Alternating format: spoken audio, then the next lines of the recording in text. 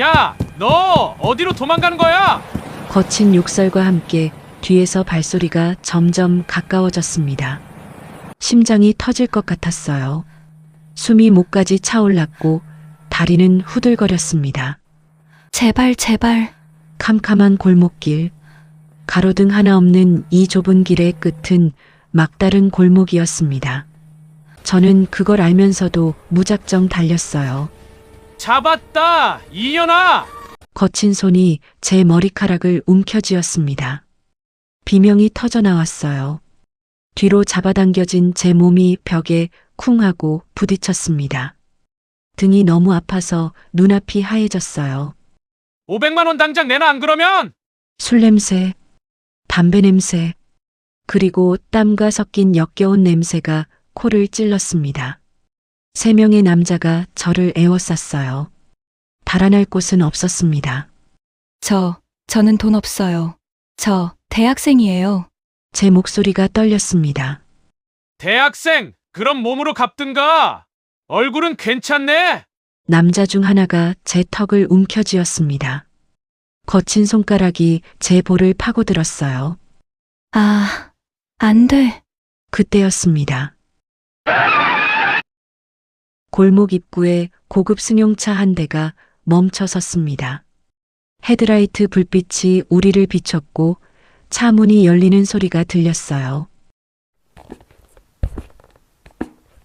구두 소리였습니다. 규칙적이고 침착한, 마치 이 위급한 상황과는 전혀 어울리지 않는 여유로운 발걸음. 뭐야, 이 새끼! 조폭 중 하나가 고개를 돌렸습니다. 불빛 속에서 한 남자가 걸어 나왔습니다. 깔끔한 정장 차림. 키가 훤칠하고 얼굴은 차가웠습니다. 마치 겨울 한강처럼 얼어붙은 표정이었어요. 그는 저를 향해 다가왔습니다. 천천히, 하지만 흔들림 없이. 야, 아저씨 여기 볼 일 없으니까 꺼져! 조폭이 칼을 꺼내 들었습니다. 날카로운 날이 가로등 불빛에 번쩍였어요. 하지만 그 남자는 멈추지 않았습니다. 그리고 그는 제 앞에 섰습니다. 저와 조폭들 사이를. 뭐야, 이 새끼 죽고 싶어? 남자는 대답 대신 저를 돌아보았습니다. 그의 눈이 저를 똑바로 바라봤어요. 그 눈빛에는 무언가가 있었습니다. 슬픔? 아니면 후회? 잘 모르겠었어요. 하지만 묘하게 제 가슴이 뛰었습니다. 그리고 그는 제 어깨를 확 잡아당겨 자신의 품으로 끌어안았습니다. 헉! 갑작스러운 포옹, 따뜻한 체온, 그의 심장 소리가 제 귓가에 들렸어요. 규칙적이고 침착한 박동. 제 심장은 터질 듯 뛰고 있었는데 말이죠. 그리고 그가 말했습니다. 차갑지만 또렷하게. 내 딸이야. 건드리면 법정에서 보자. 그 목소리가 어둠 속에서 울려 퍼졌습니다. 이 사람, 대체 누구지? 조폭들의 살벌한 눈빛이 우리를 훑쳤습니다. 남자의 팔이 제 어깨를 더 단단히 감쌌고 그의 체온이 제 등을 타고 스며들었습니다. 딸, 지금 뭔 개소리야? 이 아이는 내 친딸이고, 넌 지금 미성년자를 폭행하고 있어. 내 명함 받아.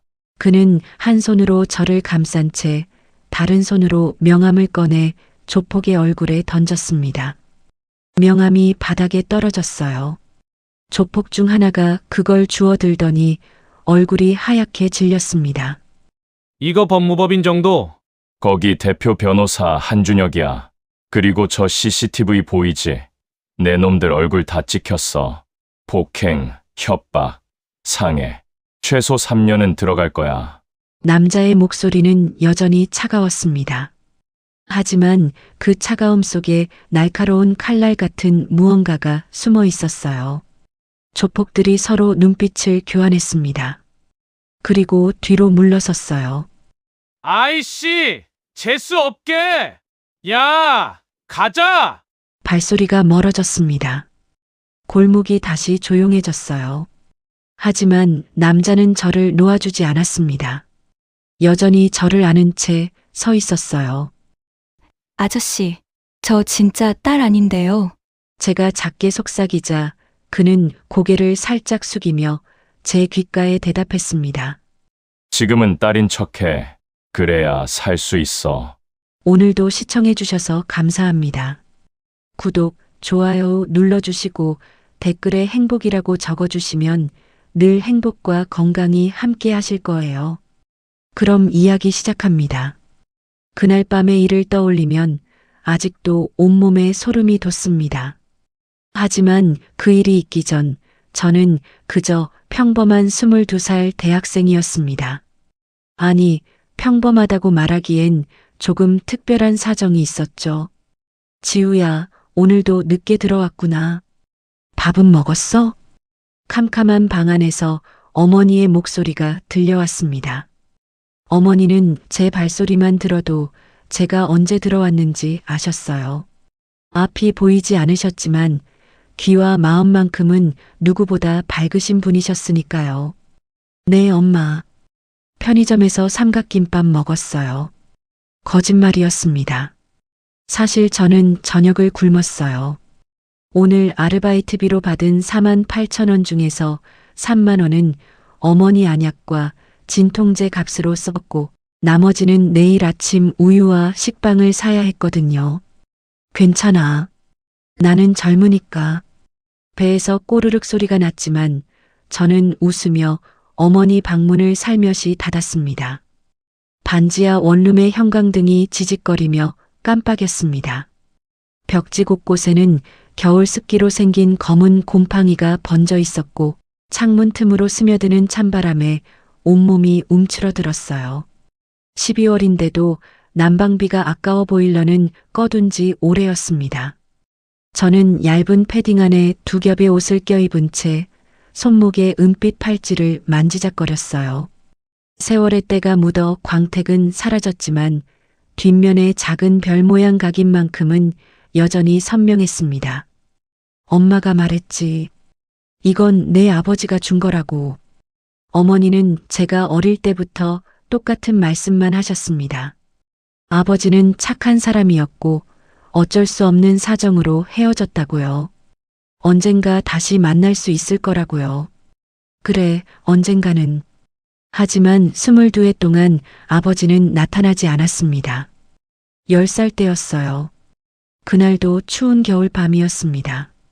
어머니는 식당 주방에서 설거지 일을 마치고 제가 학원에서 돌아오기를 기다리고 계셨어요. 캄캄한 골목길, 저는 웬 남자들이 다가오는 걸 봤습니다. 술 냄새가 진동했죠. 야, 꼬마. 엄마 어디 갔어? 엄마한테 받을 돈이 있는데? 어머니가 일하시던 식당 사장이 월급을 떼먹고 달아났었거든요. 그 빚쟁이들이 어머니를 찾아온 겁니다. 우리 엄마 모르는데요. 제가 대답하는 순간 골목 모퉁이에서 어머니가 뛰어나오셨어요. 지우야, 엄마 여기 있어. 그때 일은 지금도 악몽으로 남아 있습니다. 어머니는 저를 밀쳐내시고 그 남자들 앞을 막아섰어요. 남자들이 어머니를 밀쳤고 어머니는 뒤로 넘어지며 길가에 쌓여있던 폐자재 더미에 머리를 부딪히셨습니다. 그 중에 깨진 유리병이 있었던 거예요. 으악! 어머니의 비명. 얼굴에서 흐르는 피. 제 손을 더듬어 찾으시는 어머니의 떨리는 손. 지우야. 괜찮아. 엄마 괜찮아. 하지만 괜찮지 않았습니다. 응급실로 실려간 어머니는 왼쪽 눈의 시력을 완전히 잃으셨고 오른쪽 눈도 심하게 손상되어 거의 보이지 않게 되셨어요. 의사 선생님은 수술을 받으면 오른쪽 눈은 회복될 수도 있다고 했지만 수술비가 2천만 원이었습니다. 어린 제가 감당할 수 있는 돈이 아니었어요. 결국 어머니는 수술을 포기하셨고 그렇게 12년이 흘렀습니다. 엄마, 미안해. 다 내 때문이야. 팔찌를 꽉 움켜쥔 제 손에 힘이 들어갔습니다. 손목이 아팠지만 마음이 더 아팠어요. 똑똑똑. 밤 11시 누군가 문을 두드렸습니다. 지우야, 나 옆집 할머니야. 깨어있니? 저는 얼른 문을 열었습니다. 802호 할머니께서 손에 무언가를 들고 계셨어요. 아유, 저녁도 못 먹었을 것 같아서. 이거 김치찌개인데 가져가렴. 밥도 좀 있어. 할머니, 매번 얻어먹기만 해서 죄송합니다. 쯧쯧, 말 많으면 식어. 얼른 가져가고 내일 편의점 가면 우유 하나만 사다 줘. 우리 손주 오는데. 할머니는 제 손에 따뜻한 냄비를 쥐어주시고는 제 어깨를 두드리며 돌아가셨습니다. 뜨거운 김이 얼굴을 간지럽혔습니다. 코끝이 찡했어요. 이 동네 사람들이 없었으면 우리는 진작 무너졌을 거야. 저는 냄비를 들고 방으로 돌아왔습니다. 어머니를 깨워 함께 늦은 저녁을 먹었어요. 오랜만에 따뜻한 국물과 밥을 입에 넣었습니다. 삼키는 게 힘들었어요. 목이 메어서요. 지우야. 네, 엄마. 너 다음 달 등록금 걱정하고 있지? 어머니의 손이 제 손을 더듬어 찾아왔습니다. 거칠고 주름진 손이었지만 세상에서 가장 따뜻한 손이었어요. 아니에요. 대출 받으면 되니까 괜찮아요. 미안해. 엄마가 볼 수만 있었어도 더 많이 일할 수 있었을 텐데. 어머니의 목소리가 떨렸습니다. 엄마, 그런 말 하지 마세요. 엄마는 아무 잘못 없어요. 저는 어머니의 손을 꽉 잡았습니다. 손바닥에서 어머니의 눈물이 뚝뚝 떨어지는 게 느껴졌어요. 내가 지켜드려야 하는데. 그날 밤 저는 어머니가 잠드신 후 홀로 작은 식탁에 앉아 계산기를 두드렸습니다. 다음 달 등록금 174만 원, 이번 달 월세 45만 원, 밀린 공과금 12만 원, 어머니 약값 3만 원, 편의점 아르바이트로는 턱없이 부족했어요. 한 군데 더 알아봐야겠어. 하지만 대학 수업과 편의점 야간 근무만으로도 하루가 빠듯했습니다. 언제 더 일을 한다는 건지. 창밖으로 차가운 겨울바람이 휘파람을 불었습니다. 금이 간 창문 틈으로 새어 들어오는 바람에 커튼이 흔들렸어요. 저는 손목의 팔찌를 만지작거렸습니다. 아버지, 당신은 지금 어디에 계신가요? 당신이 여기 있었다면 엄마는 이렇게 되지 않으셨을 텐데. 원망스러웠습니다. 하지만 동시에 얼굴도 모르는 그 사람을 원망하는 제 자신이 한심했어요. 그날 밤 저는 오랜만에 배불리 먹었지만 잠이 오지 않았습니다. 하지만 그 평화로운 일상이 단 하루 만에 산산조각 날 줄은 그때는 몰랐습니다.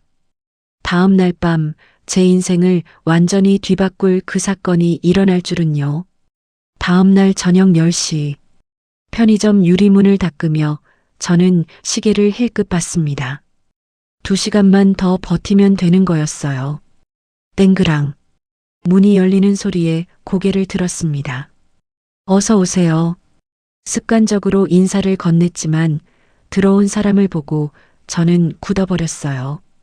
지연 선배. 대학교 2학년 때 과 선배였던 박지현.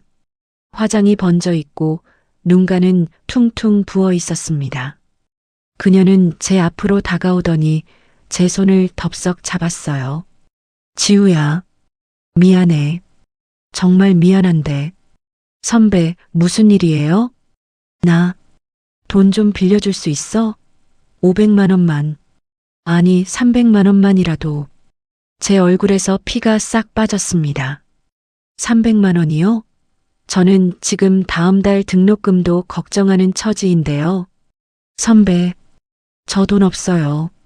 아르바이트로 겨우 월세 내는데. 제발, 지우야. 내가 죽어. 진짜 죽어. 지연 선배의 손이 떨렸습니다. 그녀의 손목에는 멍이 들어 있었어요. 누가 때린 것 같았습니다. 이건 심상치 않아. 선배, 대체 무슨 일이? 그때였습니다. 땡그랑. 다시 문이 열렸습니다. 3명의 남자가 들어왔어요. 검은색 가죽 재킷을 입고 담배 냄새를 풍기며 그중 한 명이 지연 선배를 보더니 비웃었습니다. 아, 여기 있었네. 박지연. 도망 다니느라 힘들었지? 지연 선배의 얼굴이 새하얗게 변했습니다. 오빠, 제발. 오빠는 무슨 오빠야? 돈이나 내놔. 500만 원. 이자 포함해서 700만 원. 700만 원이요? 저는 놀라서 지연 선배를 봤습니다. 선배는 고개를 떨구고 있었어요. 일주일만 더 주면. 일주일? 웃기고 있네. 이미 한 달을 미뤘잖아. 오늘 안 갚으면 내 집으로 갈 거야. 부모님 계시지? 남자가 선배의 턱을 잡아 올렸습니다. 저는 그 광경을 보며 숨이 막혔어요. 이건 안 돼. 저기요. 제가 말을 꺼내자 남자들의 시선이 일제히 저에게로 향했습니다. 뭐야, 너. 알바생? 선배한테 함부로 그렇게 막 대하지 말아주세요. 제 목소리가 떨렸습니다. 하지만 참을 수 없었어요. 남자가 저를 위아래로 훑어봤습니다. 그리고 웃었어요. 소름 끼치는 웃음이었습니다. 그럼 내가 대신 갚아줄래? 저는 돈이 없어요. 돈이 없으면 몸으로 갚든가. 후후후. 남자가 제 팔을 움켜잡았습니다. 나요. 저는 팔을 빼려고 했지만 힘이 너무 셌어요. 이 자식아, 손 치워. 그때 지연 선배가 남자를 밀쳤습니다. 남자가 비틀거리며 뒤로 물러났어요. 지우야, 도망쳐. 선배, 빨리. 지연 선배가 저를 밀쳤습니다. 저는 비틀거리며 편의점 뒤쪽 직원용 출구로 달려갔어요. 야, 전연 잡아. 뒤에서 고함 소리가 들렸습니다. 심장이 터질 것 같았어요. 빨리. 직원용 출구를 박차고 나가자 캄캄한 골목길이 나타났습니다. 저는 무작정 달렸어요. 어디로 가는지도 모르고. 거기서 뒤에서 발소리가 들렸습니다. 점점 가까워지는 발소리. 제발, 누가 도와주세요. 숨이 턱까지 차올랐습니다. 다리는 후들거렸고 앞이 보이지 않았어요. 그저 본능적으로 달렸습니다. 얼마나 달렸을까요? 저는 막다른 골목에 다다랐습니다. 높은 벽, 넘을 수 없는 벽이었어요. 아, 안 돼. 여기가 끝이야. 돌아보니 3명의 남자가 저를 에워싸고 있었습니다. 2년 어디로 도망가는 거야? 거친 손이 제 머리카락을 움켜쥐었습니다. 비명이 터져 나왔어요. 으악! 뒤로 잡아당겨진 제 몸이 벽에 쿵 하고 부딪혔습니다. 등이 너무 아파서 눈앞이 하얘졌어요. 500만 원. 내 친구가 못 갚으니까 내가 대신 갚아. 안 그러면. 남자가 칼을 꺼내 들었습니다. 날카로운 칼날이 제 목덜미에 닿았어요. 차가운 감촉에 온몸이 얼어붙었습니다. 이러다가 죽는 거 아니야? 엄마 얼굴이 떠올랐습니다. 어둠 속에서 제 이름을 부르시는 엄마. 혼자 남겨질 엄마. 안 돼. 엄마를 두고 죽을 순 없어. 눈물이 주르륵 흘러내렸습니다. 그때였습니다. 휙. 골목 입구에 고급 승용차 한 대가 멈춰 섰습니다. 은색 세단. 헤드라이트 불빛이 우리를 환하게 비췄고 차 문이 열리는 소리가 들렸어요. 탁, 탁. 구두 소리였습니다. 규칙적이고 침착한 발걸음. 불빛 속에서 한 남자가 걸어 나왔습니다. 깔끔한 네이비 정장. 키가 훤칠하고 어깨가 넓었어요. 얼굴은 조각 같았습니다. 하지만 표정은 차갑게 얼어붙어 있었죠. 저 사람은 누구지? 남자는 저를 향해 천천히 걸어왔습니다. 흔들림 없는 걸음. 마치 이 위급한 상황이 전혀 무섭지 않은 것처럼. 야, 아저씨. 여기 볼 일 없으니까 꺼져. 조폭이 칼을 그 남자에게 겨눴습니다. 하지만 남자는 멈추지 않았습니다. 그는 계속 걸어왔어요. 그리고 저와 조폭들 사이에 섰습니다. 뭐야, 이 새끼. 죽고 싶어? 남자는 대답 대신 저를 돌아봤습니다. 그의 눈과 마주쳤어요. 깊은 눈빛이었습니다. 차가운 듯하지만 어딘가 따뜻한, 슬픈 듯하지만 단호한, 묘한 눈빛이었어요. 그리고 그 눈에서 저는 무언가를 느꼈습니다. 이 사람, 날 지켜줄 거야. 왜 그런 확신이 들었는지는 모르겠어요. 하지만 제 가슴이 뛰기 시작했습니다. 남자가 제 어깨를 확 잡아당겨 자신의 품으로 끌어안았습니다. 따뜻했습니다. 그의 품이, 그의 체온이, 그의 심장 소리가 제 귓가에 들렸어요. 그리고 그가 말했습니다. 차갑지만 또렷하게. 내 딸이야. 건드리면 법정에서 보자. 그 순간 세상이 멈춘 것 같았습니다. 딸이라고? 조폭들도 당황한 표정이었어요. 뭐, 딸, 지금 뭔 개소리야? 개소리가 아니야. 이 아이는 내 친딸이고 넌 지금 미성년자를 폭행하고 있어. 미성년자? 2년 대학생이라고 했는데? 서류상 17살이야. 부모 동의 없이 야간 아르바이트를 시킨 편의점 사장도 고소할 예정이고 남자의 목소리는 흔들림이 없었습니다. 마치 오래전부터 준비해온 것처럼 매끄러웠어요. 이 사람, 왜 날 도와주는 거지? 제 머리는 혼란스러웠지만 몸은 그의 품에 기댈 수밖에 없었습니다. 다리에 힘이 없었거든요. 거짓말하지 마. 신분증 확인해봐. 조폭 중 하나가 제 가방을 낚아채려 했습니다. 그 순간 철컥 남자의 손이 조폭의 손목을 잡았습니다. 뼈가 부러지는 소리가 날 것처럼 강한 힘이었어요. 손대지 마. 내 딸에게. 남자의 목소리가 낮게 깔렸습니다. 위협적이었어요. 조폭이 비명을 질렀습니다. 아, 나. 남자는 그의 손목을 놓아주더니 명함을 꺼내 조폭의 얼굴에 던졌습니다. 법무법인 정도 대표 변호사 한준혁. 전화해. 지금 당장 경찰 부를 테니까. 명함이 바닥에 떨어졌어요. 조폭들이 그걸 보더니 얼굴이 하얗게 질렸습니다. 이런. 그리고 저기 CCTV 보여? 너희 얼굴 다 찍혔어. 폭행, 협박, 특수상해. 5년은 들어갈 거야. 한준혁이라는 남자의 손이 저를 더 꽉 안았습니다. 조폭들이 뒤로 물러섰어요. 재수없게. 발소리가 멀어졌습니다.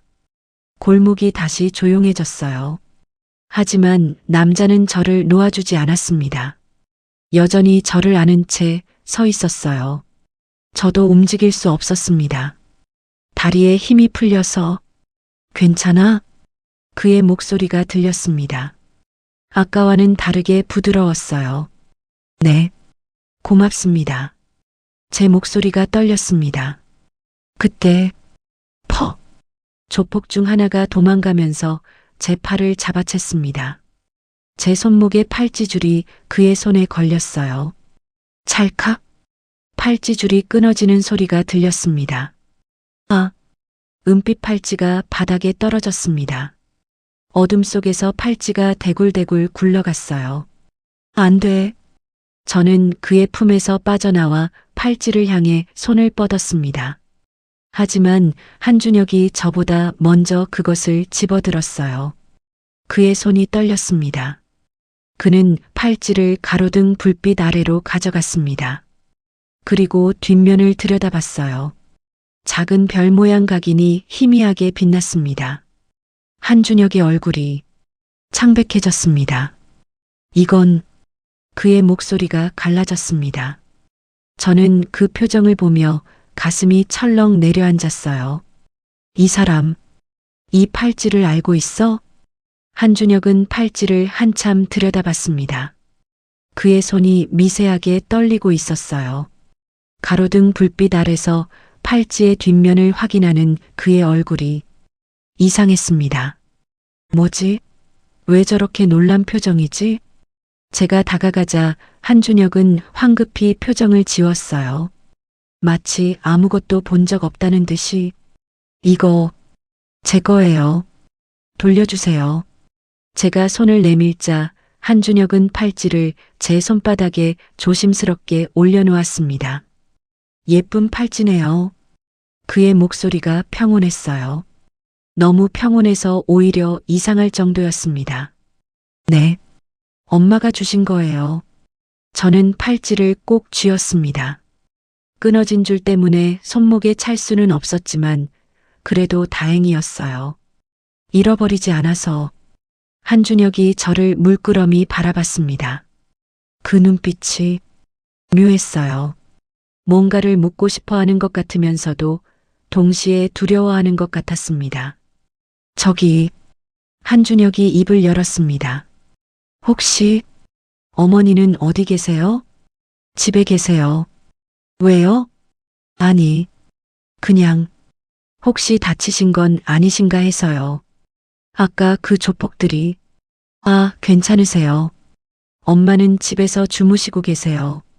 한준혁이 고개를 끄덕였습니다. 하지만 그의 시선은 여전히 제 손 안의 팔찌에 머물러 있었어요. 이 사람, 왜 자꾸 팔찌를 쳐다보지? 뭔가 이상했습니다. 제 목숨을 구해준 은인이지만 동시에 낯선 사람이었어요. 아저씨, 정말 고마웠어요. 근데 저 이제 가봐야 해서. 저는 한 걸음 뒤로 물러섰습니다. 한준혁이 손을 들어 저를 제지했어요. 잠깐만요. 혼자 가기엔 위험해요. 그 사람들이 또 나타날 수도 있고. 괜찮아요. 저 빨리 뛸 수 있어요. 집이 어디예요? 제가 차로 데려다 드릴게요. 아니에요. 괜찮아요.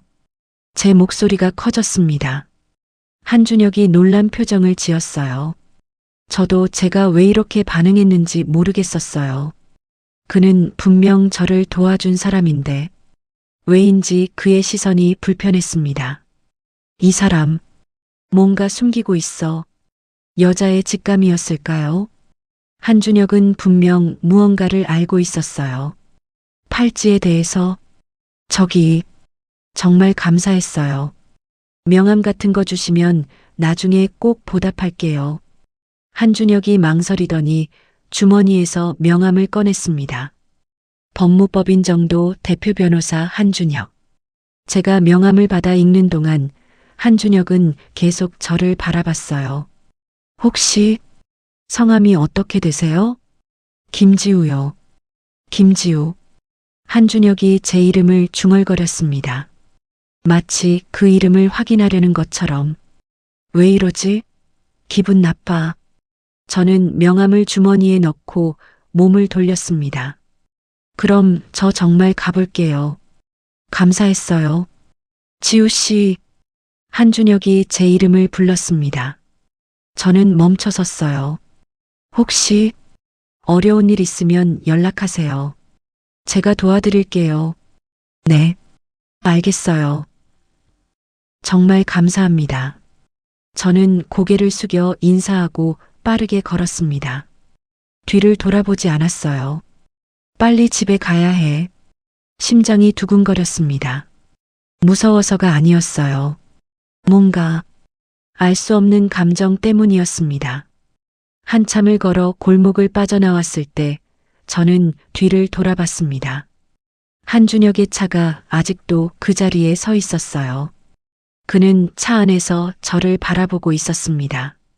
제가 손을 흔들자 그도 천천히 손을 들어 인사했어요. 그리고 차가 출발했습니다. 저는 한참 동안 그 차가 사라지는 걸 지켜봤습니다. 한준혁은 핸들을 꽉 쥔 채 숨을 몰아쉬었습니다. 김지우. 어머니는 김서연. 아니야. 그럴 리 없어. 한준혁은 고개를 저었어요. 하지만 손은 여전히 떨리고 있었습니다. 그 팔찌, 20년 전 그가 서연에게 준 팔찌, 세상에 단 하나뿐인 팔찌, 뒷면에 별 모양 각인까지 똑같았어요. 설마 서연이의 딸? 심장이 미친 듯이 뛰었습니다. 하지만 한준혁은 애써 부정했어요. 아니야. 서연이는 나를 떠나 다른 남자를 만났을 거야. 결혼했을 거고, 그 팔찌도 그 남자한테 준 걸 수도 있어. 그 생각이 가슴을 찔렀습니다. 아니면, 혹시 서연이가 딸에게 준 건가? 그럼 그 아이의 아버지는? 한준혁은 계산하기 시작했어요. 지우가 22살, 20년 전에 서연이 떠났으니까 시기가 딱 맞아떨어져. 하지만 확신할 수 없었어요. 그저 우연일 수도 있었으니까. 한준혁은 백미러를 통해 뒤를 봤습니다. 어둠 속에서 작은 소녀의 뒷모습이 점점 멀어지고 있었어요. 다시 만나게 될까? 한준혁은 가슴에 손을 얹었습니다. 심장이 아직도 뛰고 있었어요. 서연아, 너 어디 있어? 그 아이가 혹시 우리 딸이니? 그는 눈을 감았습니다. 20년 만에 느껴보는 떨림이었습니다. 저는 집에 도착해 조용히 문을 열었어요. 어머니는 다행히 주무시고 계셨습니다. 저는 작은 책상에 앉아 끊어진 팔찌를 들여다봤어요. 별 모양 각인이 희미하게 빛났습니다. 아버지, 엄마가 말씀하신 아버지, 착한 사람이었다는 그 사람. 만약 아버지가 살아계셨다면 우리는 이렇게 힘들게 살지 않았을까? 저는 팔찌를 가슴에 꼭 안았습니다. 그날 밤 저는 이상한 꿈을 꿨어요.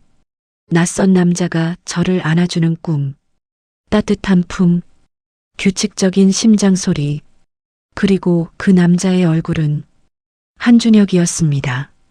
왜 하필 그 사람이 꿈에 나오지? 아침에 일어났을 때 제 베개는 눈물로 젖어 있었어요. 사흘이 지났습니다. 저는 끊어진 팔찌를 고치기 위해 신림역 근처 귀금속 수리점을 찾았어요. 할아버지께서 팔찌를 자세히 들여다보시더니 고개를 끄덕이셨습니다. 이거 오래됐네. 최소 20년은 된 것 같은데. 수작업으로 만든 거야. 요새는 이렇게 안 만들어. 고칠 수 있어요? 물론이지. 근데 일주일은 걸릴 거야.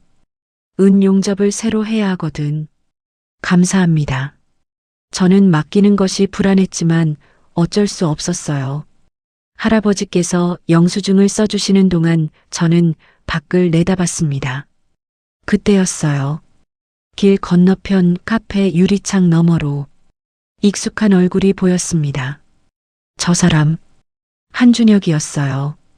그는 카페 안에서 노트북을 펼쳐놓고 있었지만 시선은 이쪽을 향하고 있었습니다. 마치 누군가를 기다리는 것처럼. 설마 나를? 아니야. 그럴 리 없어. 저는 고개를 저었어요.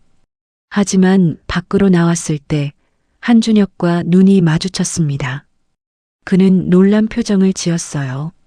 그리고 카페에서 나와 제게 다가왔습니다. 지우 씨, 여기서 웬일이에요? 아, 안녕하세요. 뭔가 어색했어요. 사흘 전 그날 밤 이후로 계속 그 사람 생각을 했거든요. 저기 카페에서 일 좀 하고 있었어요. 혹시 시간 있으면 커피 한 잔 할래요? 한준혁의 목소리는 부드러웠습니다. 하지만 그의 눈빛은 뭔가를 간절히 원하는 것처럼 보였어요. 이상하다. 왜 자꾸 나를 신경 쓰지? 하지만 거절할 명분도 없었어요. 목숨을 구해준 은인이니까요. 네, 잠깐이요. 우리는 카페로 들어갔습니다. 한준혁이 따뜻한 카페라떼를 주문해줬어요. 저는 오랜만에 제대로 된 커피를 마시는 거였습니다. 편의점 자판기 커피만 마시다가 그날 이후로 괜찮았어요? 혹시 그 사람들이 다시 나타나진 않았고요? 네, 괜찮았어요. 정말 감사했어요. 아저씨 아니었으면. 한준혁이 웃었습니다. 사흘 전 밤의 차가운 표정과는 달랐어요. 저는 커피를 한 모금 마셨습니다. 달콤하고 따뜻했어요. 지우 씨는 대학생이죠? 네, 3학년이요. 무슨 과예요? 사회복지학과요. 어려운 사람들 돕는 일을 하고 싶어서요. 한준혁의 눈빛이 부드러워졌습니다. 좋은 꿈이네요. 어머니께서 자랑스러워 하시겠어요. 어머니 이야기가 나오자 제 가슴이 뜨끔했어요. 엄마는 제가 공부하는 것 자체를 신기해 하세요. 당신은 중학교도 제대로 못 나오셨거든요. 어머니도 힘드셨나 봐요. 네. 혼자 저를 키우시느라. 말이 거기까지 나오고 멈췄습니다. 한준혁이 저를 가만히 바라봤어요. 뭔가 묻고 싶어 하는 표정이었습니다. 저기, 한준혁이 커피잔을 내려놓았습니다. 그의 손이 미세하게 떨리고 있었어요. 혹시 실례가 안 된다면 여쭤봐도 될까요? 네. 어머니 성함이 어떻게 되세요? 제 심장이 쿵했습니다. 왜 엄마 이름을 물어보지? 김서연이요. 왜요? 그 순간 한준혁의 얼굴에서 모든 피가 빠져나가는 것 같았어요. 커피잔을 쥔 그의 손이 떨렸습니다. 잔이 덜컹 소리를 냈어요. 괜찮으세요? 아니, 괜찮아요. 한준혁은 숨을 깊게 들이마셨습니다. 하지만 그의 눈빛은 흔들리고 있었어요. 김서연, 혹시 나이가 51살이세요? 한준혁이 뭔가를 계산하는 것처럼 보였습니다. 이 사람, 왜 이러지? 설마 엄마를 알아? 제 가슴이 두근거리기 시작했어요. 혹시 저희 엄마 아세요? 아니에요. 그냥 한준혁이 말을 흐렸습니다. 하지만 분명 뭔가 있었어요. 그럼 아버지는 안 계세요? 그 질문에 제 표정이 굳었습니다. 네, 돌아가셨어요. 언제? 제가 태어나자마자요. 사고로. 한준혁의 눈이 커졌습니다. 사고? 네. 엄마가 그러셨어요. 교통사고였대요. 제가 태어나고 한 달 뒤에 제 목소리가 작아졌습니다. 늘 그랬어요. 아버지 이야기를 할 때면 가슴이 아팠으니까요. 아버지 성함은 혹시? 한준혁의 목소리가 떨렸습니다. 박민수요. 순간 한준혁의 몸이 확 굳어졌습니다. 그는 눈을 감았어요. 그리고 긴 한숨을 내쉬었습니다. 박민수? 중얼거리는 그의 목소리에는 실망? 아니면 안도? 묘한 감정이 섞여 있었어요. 이 사람, 대체 뭐지? 저는 불안해졌습니다. 아저씨, 혹시 제 아버지를 아세요? 아니에요. 한준혁이 눈을 떴습니다. 그의 눈빛은 텅 비어 있었어요. 다른 사람인가 봐요. 제가 착각했나 봅니다. 착각이요? 예전에 아는 사람이 있었어요. 이름도 김서연이었고 나이도 비슷했죠. 근데 그 사람 남편 이름은 박민수가 아니었거든요.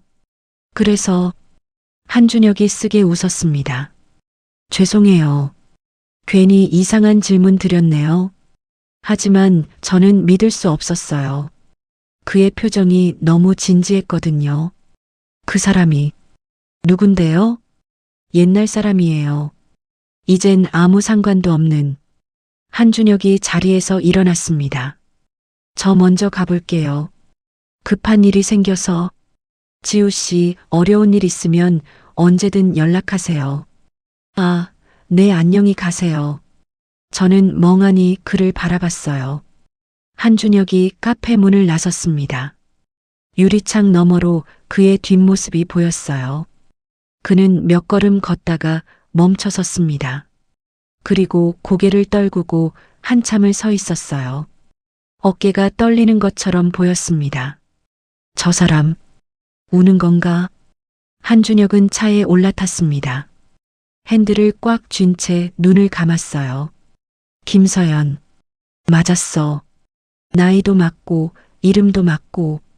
하지만 남편 이름은 박민수. 그는 20년 전 서연을 떠나보낸 후 다른 남자를 만났던 거예요. 결혼했고, 아이를 낳았고, 그리고 그 남자는 죽었어. 한준혁의 주먹에 힘이 들어갔습니다. 왜 나를 떠났어, 서연아? 왜 다른 남자를 만났어? 질투였을까요? 아니면 후회였을까요? 한준혁은 알 수 없었어요. 그 팔찌는 그럼 박민수가 준 건가? 아니면 서연이가 내가 준 걸 딸에게 준 건가? 머리가 복잡했습니다. 하지만 한 가지는 확실했어요. 지우는 자신의 딸이 아니었습니다. 역시 착각이었어. 한준혁은 시동을 걸었습니다. 하지만 차는 움직이지 않았어요. 박민수? 그 이름이 머릿속을 맴돌았어요. 김서연, 이름도 맞고 나이도 똑같아. 하지만 남편은 박민수.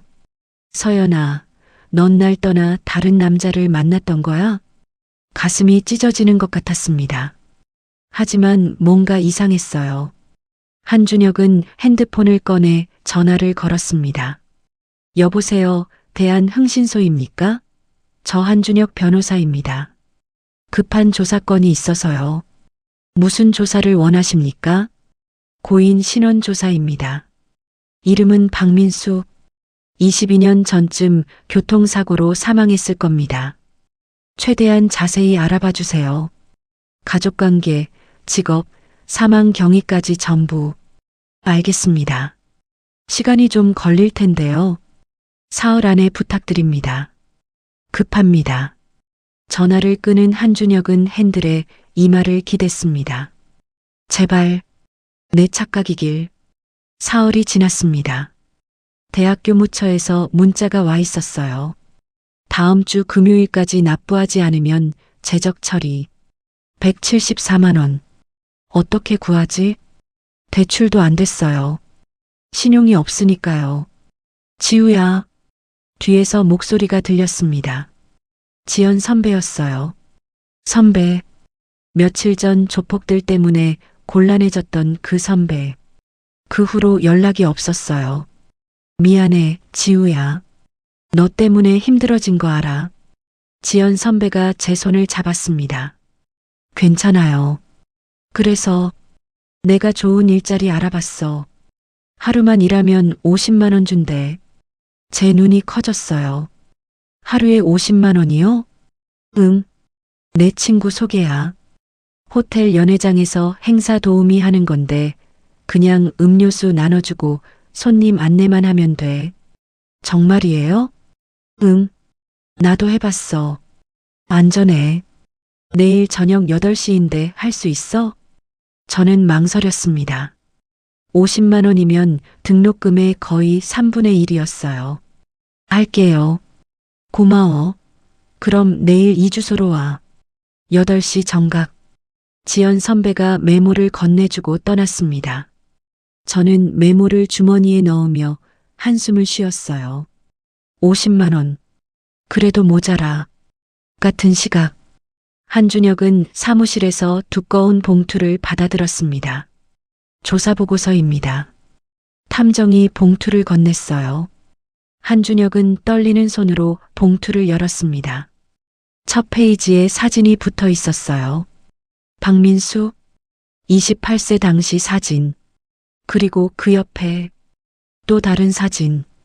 여동생과 함께 찍은 사진. 한준혁의 손이 멈췄습니다. 서연아, 20년 전 그 얼굴. 젊은 얼굴. 웃고 있는 얼굴. 계속 읽어보시죠. 탐정이 말했습니다. 한준혁은 보고서를 넘겼어요. 고 박민수 28세는 22년 전 3월 14일 밤 11시경 서울 관악구 신림동에서 음주운전 차량에 치여 사망.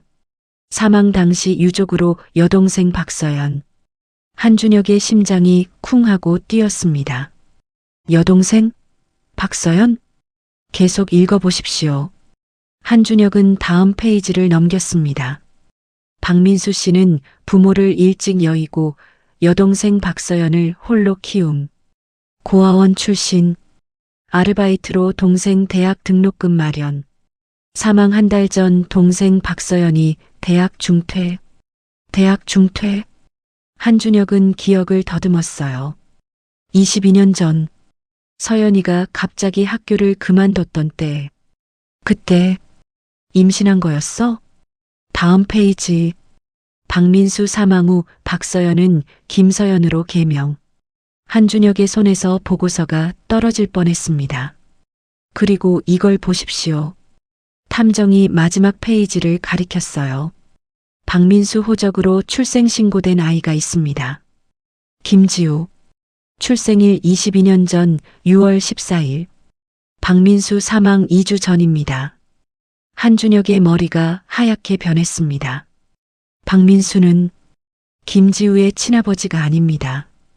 외삼촌입니다. 아마도 미혼모가 된 여동생을 위해 자신의 이름으로 출생신고를 해준 것으로 보입니다. 한준혁은 의자에 주저앉았어요.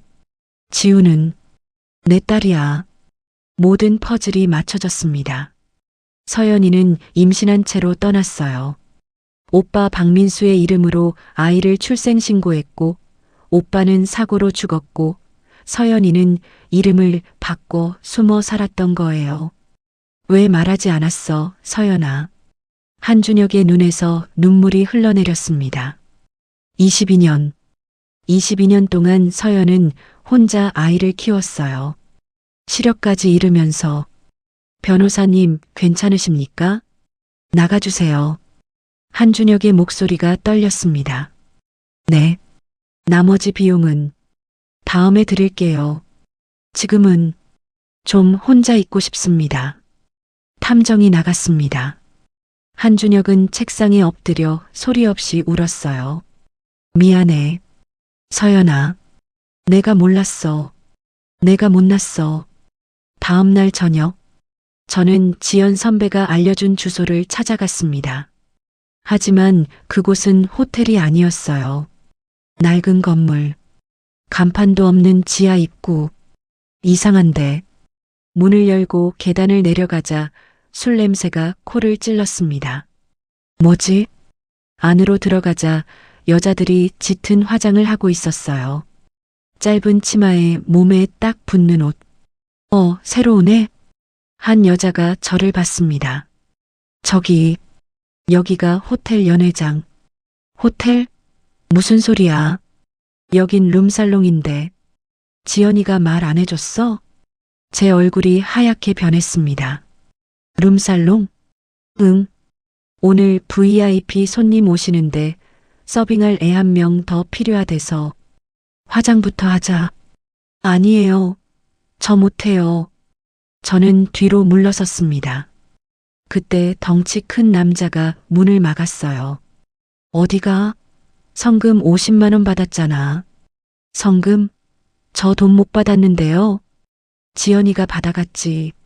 내가 안 하면 지연이가 갚아야 하는데 그 애 지금 돈 없어. 어떡할래? 남자가 비웃었습니다. 선배가 날 판 거야? 저는 남자를 밀치고 계단으로 달려갔습니다. 잡아. 뒤에서 발소리가 쫓아왔어요. 하지만 뒤에서 손이 제 팔을 붙잡았습니다. 나요. 인연이 돈만 받아먹고 도망가려고. 남자가 제 머리채를 잡아당겼어요. 으악. 그때였습니다. 손 치워. 차갑고 낮은 목소리가 들렸습니다. 돌아보니 한준혁이 서 있었어요. 아저씨. 제 입에서 저절로 나온 말이었습니다. 남자가 한준혁을 봤어요. 뭐야, 이 새끼? 내 여자야? 경찰 불렀습니다. 30초 안에 사라지지 않으면 미성년자 강요로 고소할 겁니다. 미성년자?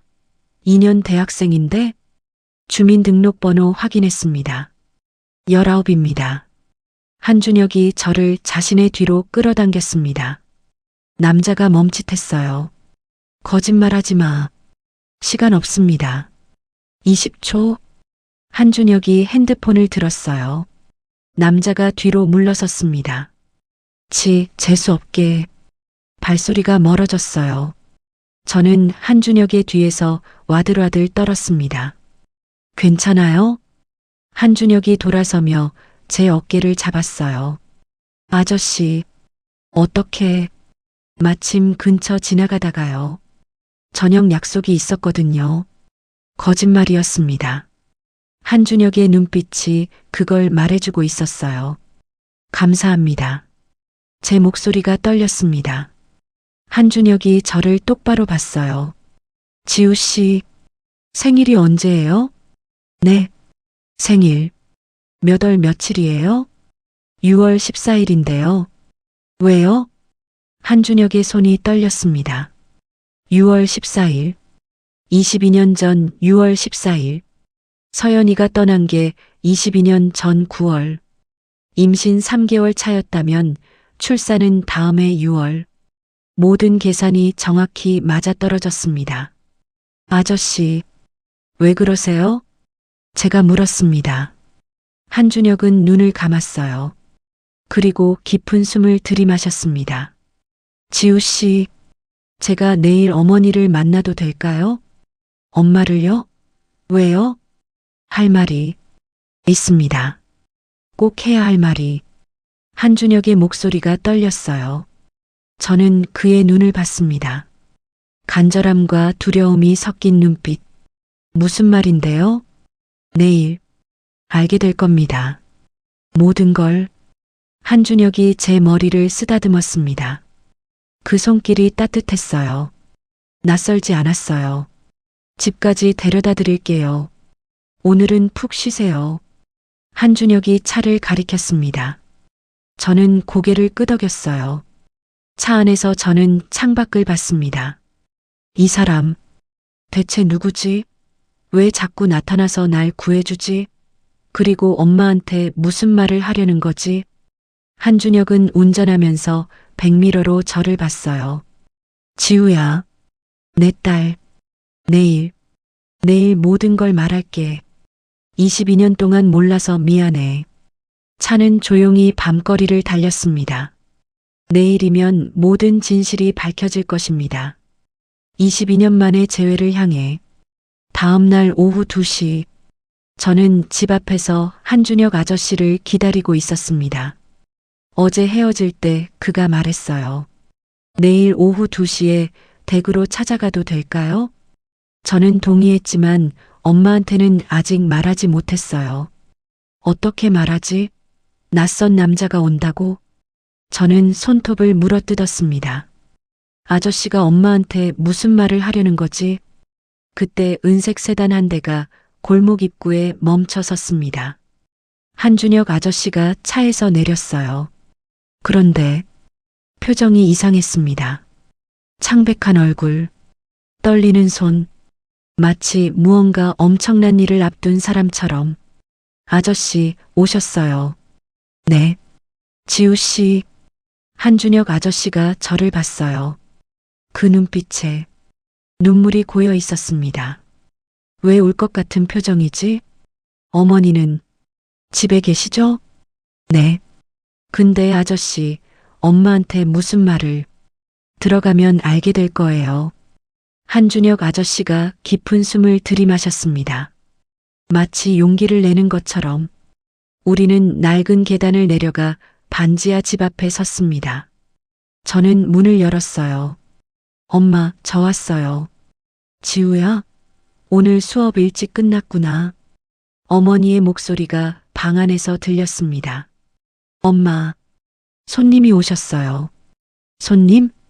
어머니가 방문을 열고 나오셨어요. 하얀 지팡이를 짚고 조심스럽게. 앞이 보이지 않는 눈. 하지만 여전히 따뜻한 미소. 누구시니? 어머니가 물으셨습니다. 한준혁 아저씨는 말을 하지 못했어요. 그는 어머니를 보며 굳어 있었습니다. 입술이 떨리고 손이 떨리고 온몸이 떨렸어요. 저기, 실례지만 누구십니까? 어머니가 다시 물으셨습니다. 한준혁 아저씨가 입을 열었어요. 떨리는 목소리로, 서연아, 나 준혁이야. 순간, 어머니의 얼굴에서 모든 색이 빠져나갔습니다. 하얀 지팡이가 손에서 떨어졌어요. 땅에 부딪히는 소리. 뭐라고? 어머니의 손이 벽을 더듬었습니다. 비틀거리며, 서연아. 한준혁 아저씨가 달려가 어머니를 부축했어요. 엄마. 저도 황급히 다가갔습니다. 어머니는 한준혁 아저씨의 팔에 기댄 채 떨고 있었어요. 준혁 씨라고? 나야. 한준혁? 아니야. 꿈이야. 이건 꿈이야. 어머니가 고개를 저었습니다. 꿈이 아니야. 서연아. 나야. 준혁이. 한준혁 아저씨가 어머니의 손을 잡았습니다. 그 순간 어머니의 손이 한준혁 아저씨의 얼굴로 향했어요. 떨리는 손이 그의 이마를, 눈을, 코를, 입술을 더듬었습니다. 준혁 씨? 정말 준혁 씨 맞아요? 그래 서연아. 한준혁 아저씨의 눈에서 눈물이 주르륵 흘러내렸습니다. 어머니도 울고 있었어요. 어떻게 날 찾았어요? 우연히 지우를 만났어. 지우를? 어머니가 저를 향해 고개를 돌렸어요. 저는 그 광경을 보며 얼어붙어 있었습니다. 뭐지? 이 두 사람 서로 아는 사이야? 엄마, 이 아저씨가 누구예요? 제 목소리가 떨렸습니다. 어머니와 한준혁 아저씨는 대답하지 않았어요. 그들은 서로를 부둥켜 안고 울고 있었습니다. 22년 만에 재회. 안으로 들어가. 이야기해야 할 게 많아. 한준혁 아저씨가 어머니를 부축해 안으로 들어갔습니다. 저는 멍하니 그들을 따라 들어갔어요. 좁은 거실, 낡은 소파, 우리는 모두 앉았습니다. 어머니는 한준혁 아저씨의 손을 꼭 잡고 있었어요. 놓치고 싶지 않다는 듯이. 엄마, 대체 이게 무슨... 지우야. 어머니가 저를 불렀습니다. 목소리가 떨렸어요. 이분은 내 아버지야. 세상이 멈춘 것 같았습니다. 네, 제 귀를 의심했어요. 뭐라고요? 이분이 내 진짜 아버지셔. 어머니의 눈에서 눈물이 흘러내렸습니다. 저는 한준혁 아저씨를 봤어요. 그는 저를 바라보고 있었습니다. 죄책감과 슬픔이 가득한 눈으로. 아니에요. 제 아버지는 박민수잖아요. 교통사고로 돌아가셨다고. 민수 오빠는 내 외삼촌이었어. 어머니가 말했습니다. 외삼촌? 응. 엄마가 거짓말했어. 미안해, 지우야. 어머니가 흐느꼈습니다. 저는 머리가 하얗게 변했어요. 외삼촌? 그럼 아버지는? 저는 한준혁 아저씨를, 한준혁을 봤습니다. 정말 제 아버지세요? 한준혁이 고개를 끄덕였어요. 그래, 지우야. 미안해. 22년 동안 몰라서 미안해. 그의 목소리가 갈라졌습니다. 제 눈에서 눈물이 쏟아졌어요. 왜 이제야? 몰랐어. 정말 몰랐어. 엄마가 너를 임신한 채로 떠났다는 걸. 한준혁이 어머니를 봤습니다. 서연아, 왜 말하지 않았어? 왜 혼자 이 고생을 하고 있는 거야? 어머니가 고개를 떨구었습니다. 말할 수 없었어요. 당신은 사법시험을 앞두고 있었잖아요. 당신의 꿈이었잖아요. 훌륭한 변호사가 되는 게. 하지만, 그리고 나는 그때 빚쟁이들한테 쫓기고 있었어요. 아버지가 남긴 5천만 원짜리 빚. 당신한테 그 짐을 지울 수 없었어요. 어머니의 목소리가 떨렸습니다. 그래서 떠났어요? 말도 없이? 한준혁의 목소리에 원망이 섞였어요. 미안해. 정말 미안해. 하지만 그게 최선이라고 생각했어. 당신은 가난한 고시생이었고 나는 빚쟁이들한테 쫓기는 미혼모가 될 예정이었어. 당신의 미래를 망치고 싶지 않았어. 어머니가 울었습니다. 그래서 오빠한테 부탁했어. 내 아이를 오빠 이름으로 출생신고 해달라고. 그러면 최소한 아이는 호적에 올릴 수 있으니까. 한준혁이 고개를 끄덕였어요. 응. 오빠는 나를 위해서 모든 걸 해줬어. 빚쟁이들한테서 나를 숨겨줬고 지우 출생신고도 해줬고. 어머니의 목소리가 끊어졌습니다. 그런데 오빠가 사고로. 알아, 서연아. 한준혁이 말을 잇지 못했어요. 오빠가 죽고 나는 완전히 혼자가 됐어. 갓 태어난 지우를 안고 빚쟁이들한테 쫓기면서 도망 다녔어. 어머니가 숨을 몰아쉬었습니다. 그래서 이름을 바꿨어요? 박서연에서 김서연으로? 응. 새로 시작하고 싶었어. 오빠의 죽음도 당신과의 이별도 모든 걸 묻고 싶었어. 침묵이 흘렀습니다. 저는 그 대화를 들으며 온몸이 떨렸어요. 그럼 이 사람이 정말 내 아버지야? 22년 동안 찾던 아버지가 바로 이 사람이었어? 한준혁이 저를 봤습니다. 지우야, 미안해. 정말 미안해. 그가 소파에서 내려와 제 앞에 무릎을 꿇었어요. 아빠가 몰랐어. 너와 엄마가 이렇게 힘들게 살고 있는지. 엄마가 시력을 잃은 것도. 한준혁의 어깨가 떨렸습니다. 알았다면 절대 가만히 있지 않았을 거야. 당장 달려왔을 거야. 미안해. 정말 미안해. 저는 그의 얼굴을 봤어요. 진심으로 후회하는 얼굴, 무너지는 얼굴. 제 입에서 말이 나왔습니다. 아빠, 잘못 없어요. 그 순간 아저씨가, 아니 아버지가 저를 꽉 안았습니다. 지우야, 내 딸. 그의 품이 따뜻했어요.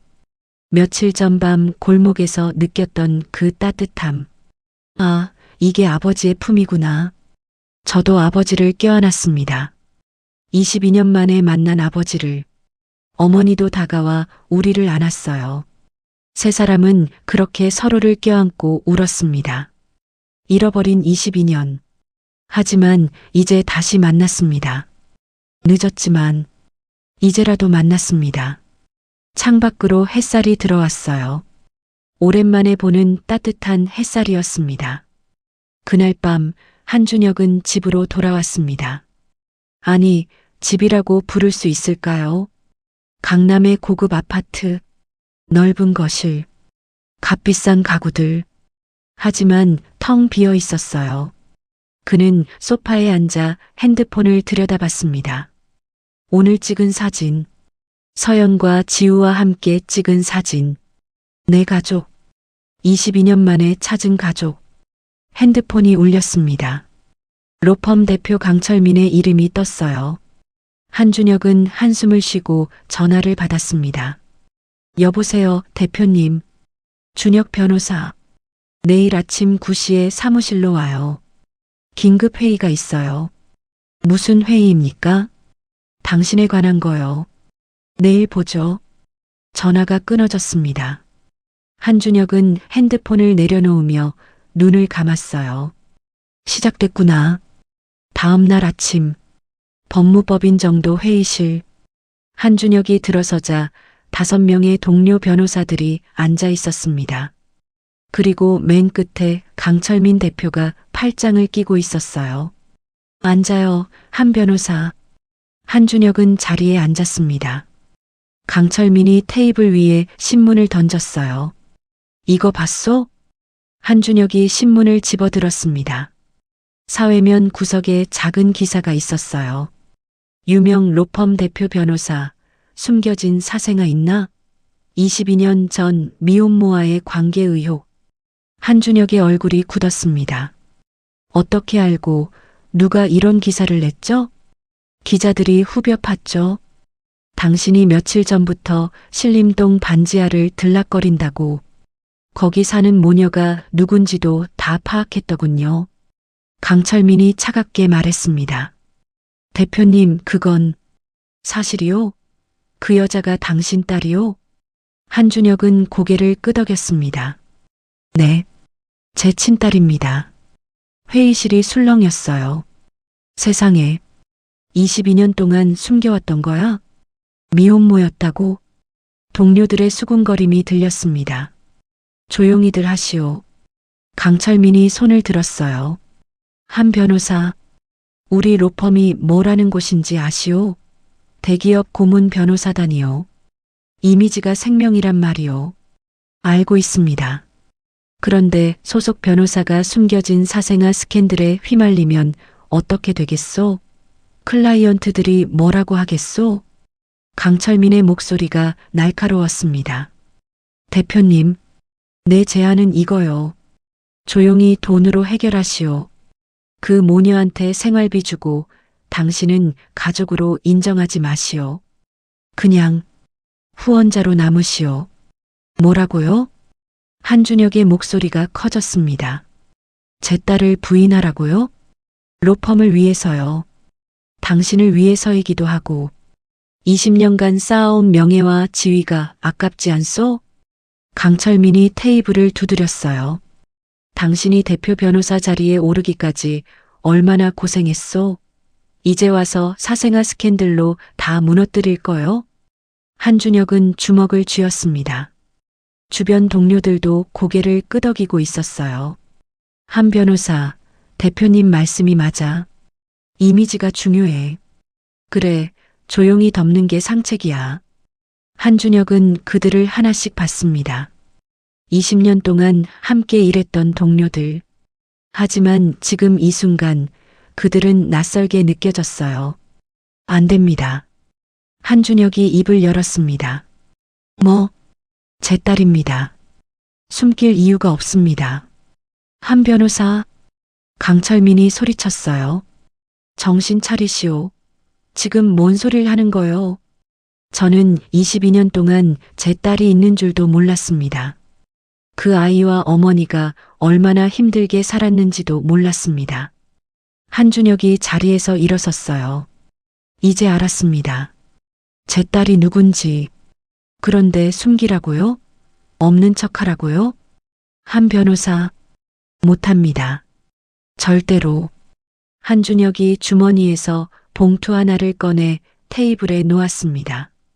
이게 뭐요? 사표입니다. 회의실이 조용해졌어요. 사표라고? 네. 법무법인 정도를 떠나겠습니다. 미쳤소? 지금 20년 경력을 다 버리겠다는 거요? 강철민이 벌떡 일어섰습니다. 경력보다 중요한 게 있습니다. 제 가족입니다. 한준혁이 고개를 숙여 인사했어요. 그동안 감사했습니다. 그는 회의실 문을 열고 나갔습니다. 뒤에서 강철민의 목소리가 들렸어요. 한준혁? 나가면 다신 못 돌아와. 변호사 업계에서 매장당할 거야. 한준혁은 멈추지 않았습니다. 복도를 걸으며 그는 미소 지었어요. 이상하게 후회가 없네. 오히려 가슴이 뻥 뚫린 것 같았습니다. 1시간 후 한준혁은 신림동 반지하 집 앞에 섰습니다. 문을 두드렸어요. 누구세요? 서연의 목소리였습니다. 서연아, 나야. 문이 열렸어요. 서연과 지우가 놀란 표정으로 그를 봤습니다. 아빠, 이 시간에 웬일이세요? 지우가 물었어요. 어제부터 아빠라고 부르기 시작했습니다. 이제부터 아빠가 지킬게. 절대 다시는 힘들게 하지 않을게. 약속해. 한준혁이 지우를 안았어요.